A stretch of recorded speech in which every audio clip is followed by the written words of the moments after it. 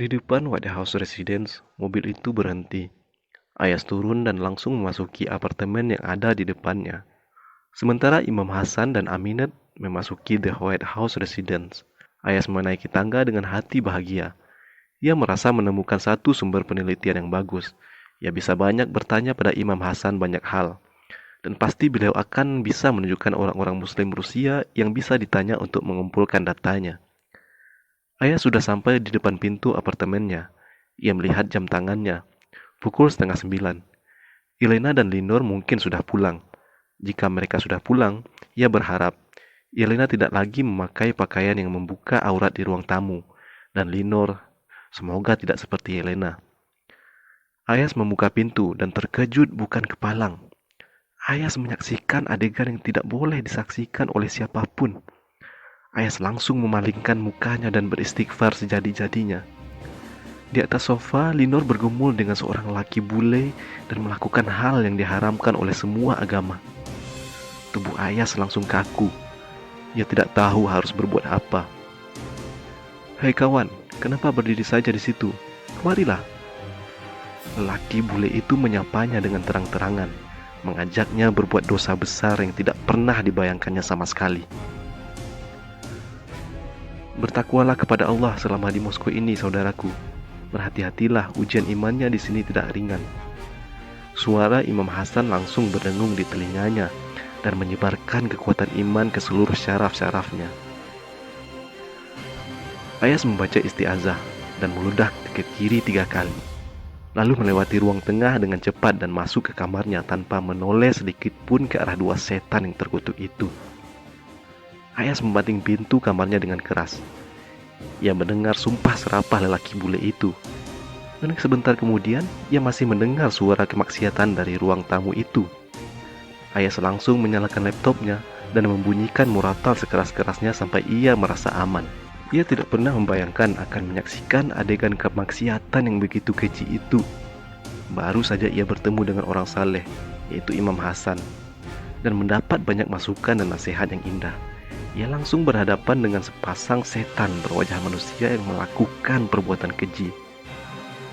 Ia sedikit merasa beruntung. Imam Hasan baru saja menasihatinya. "Bertakwalah kepada Allah selama di Moskow ini, saudaraku.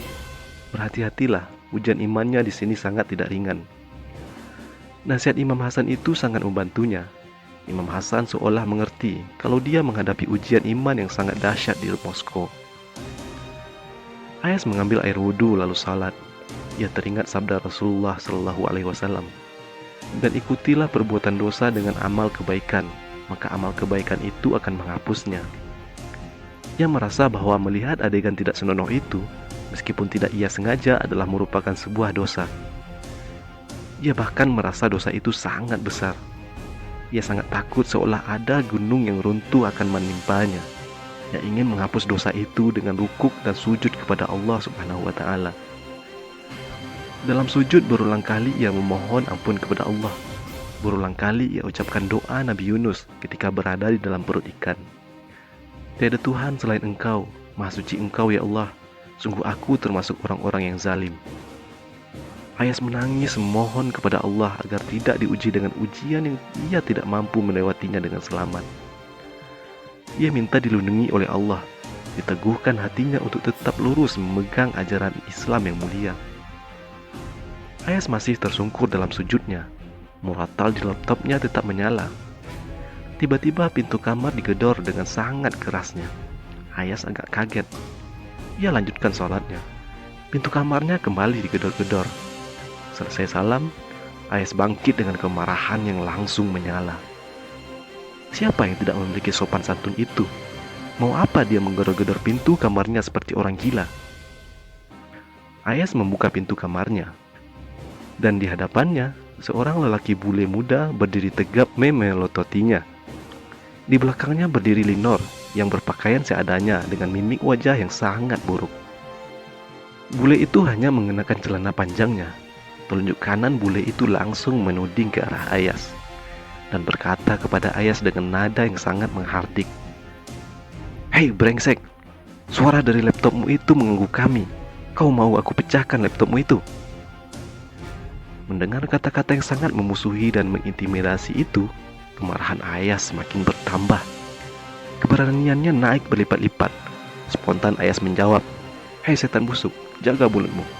Ingat, sekali lagi aku melihat kalian melakukan perbuatan keji seperti binatang di ruang tamu ini, aku pecahkan kepala kalian. Kalau melakukan perbuatan keji itu, pergilah ke sana, ke kandang babi. Jangan mengotori ruang tamu ini. Ruang tamu ini hanya untuk manusia, bukan untuk babi-babi kurap seperti kalian." Bule Rusia itu mengatupkan rahangnya, giginya bergemeretak, matanya semakin memerah. Amarahnya tidak tertahankan lagi. Ia langsung menyerangkan pukulan ke rahang Ayas.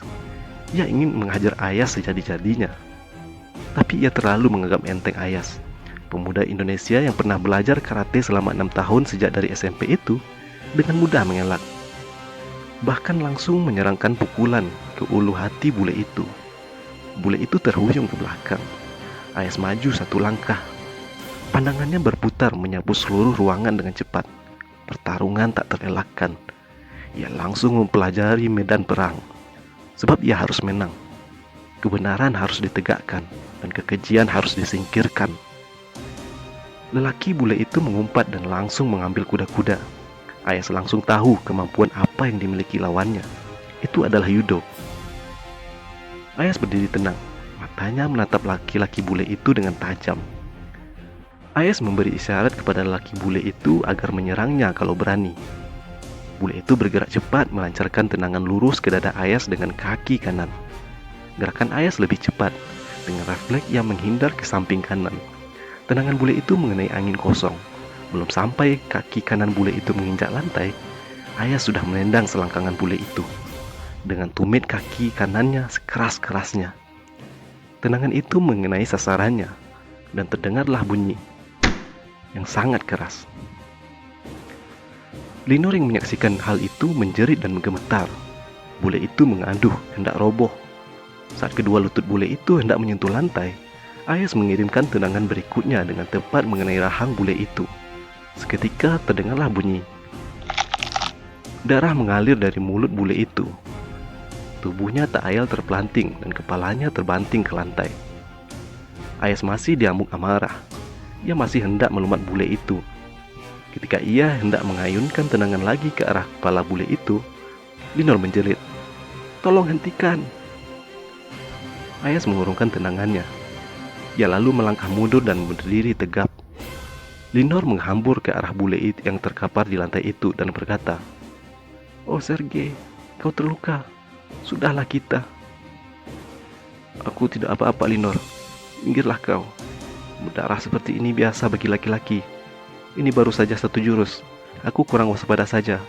Lihat saja, brengsek itu akan kulumat seperti bubur." Bule Rusia bernama Sergei itu menepis tangan Linor dan bangkit. "Jangan Sergei, sudah, jangan diteruskan." Tahan Linor. Tapi bule itu malah menempeleng muka Linor dan menghardik. "Diam kau pelacur." "Apa katamu Sergei?" Wajah Linor bertambah buruk. Sekuat tenaga, Sergei menampar lagi wajah Linor dan berkata keras, "Diam!" Linor terpelanting.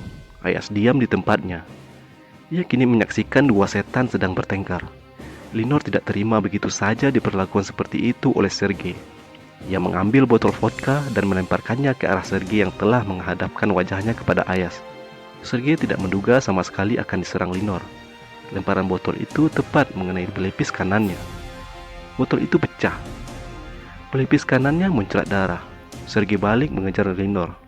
Yang ada di dalam dirinya adalah nafsu untuk membunuh perempuan yang baru saja dizinainya itu. Linor lari ke dapur dan melempari Sergei dengan segala benda yang ada. Dengan pelipis berdarah, Sergei merangsek maju. Lemparan-lemparan Linor dengan mudah dihindari Sergei. Akhirnya Linor terkunci di pojok dapur. Dengan sekuat tenaga, Linor memukul dan menendang Sergei. Tapi kekuatan lelaki itu sama sekali bukan tandingan Linor. Sergei memukul lutut Linor hingga berdarah, lalu mencekik leher Linor sekuat tenaga. Linor meronta. Ia berada dalam keadaan antara hidup dan mati, antara mati dan hidup. Ayas diam di tempatnya. Ia melihat 2 setan saling bunuh. Ia mendengar Linor minta tolong padanya dengan suara tersengat, tapi ia tetap saja mematung di tempatnya. Namun, tiba-tiba ia tersadar. Jika Linor mati, urusannya akan panjang. Ia bisa terseret-seret ke permasalahan hukum Rusia yang bisa mencelakakannya. Bisa saja ia nanti yang dianggap sebagai pembunuh Linor. Dengan sangat cepat, Ayas melompat ke dapur dan melancarkan tendangan sangat keras ke lambung Sergei. Cekikan Sergei pada leher Linor terlepas. Sergei terpelanting, tapi langsung berdiri. Ayas mundur kembali ke ruang tamu. Ia sangat waspada. Ia merasa pertarungan ini tidak main-main. Laki bule itu pasti ingin membunuhnya, tidak sekedar melumpuhkannya. Sergei menggeram dan menyerang Ayas sejadi-jadinya. Ayas mampu menghindari serangan itu dan beberapa kali balik menyerang. Tapi Sergei seperti robot baja yang tahan pukul. Sergei menyerang seperti orang gila. Dan satu ketika, satu pukulan Sergei yang sangat keras mengenai pundak kiri Ayas. Ayas terpelanting dan merasakan tulang pundaknya seperti patah. Sergei menyeringai tenang. Ia menyerang semakin ganas. Ayas berusaha menghindari dengan pundak kiri yang terasa sakit. Ayas terdesak. Akhirnya, ia merasa tidak bisa tidak. Ia harus menggabungkan karate dengan ilmu bela diri Tifan Pokhan. Ayas merasa pundak kirinya semakin nyeri. Ia bisa tumbang jika tidak segera menyudahi Sergei. Maka begitu ada kesempatan terbuka, ia menyarankan pukulan tenaga dalam andalan Tifan Pokhan yang ia kuasai. Pukulan itu tepat mengenai dada kiri Sergei. Seketika, Sergei mengerang dengan darah muncrat dari mulutnya. Sergei terhuyung ke belakang dan merasakan sakit yang luar biasa. Ia merasa tidak kuat lagi melawan Ayas. Sergei ambruk menggelosor bersandar di sofa. Ia pasrah pada apa yang dilakukan Ayas padanya. Ayas berdiri merapikan pakaiannya. Pundak kirinya terasa sakit. Ia merasa ada tulang yang patah atau ada tulang yang lepas dari engselnya. Linor berjalan pelan dari dapur. Ayas menatap Linor tajam. Pandangan mereka beradu. "Hei setan, bawa temanmu ini pergi dari sini. Jika tidak, aku habisi kalian berdua di sini. Cepat!" Adik Ayas pada Linor dengan mata melotot.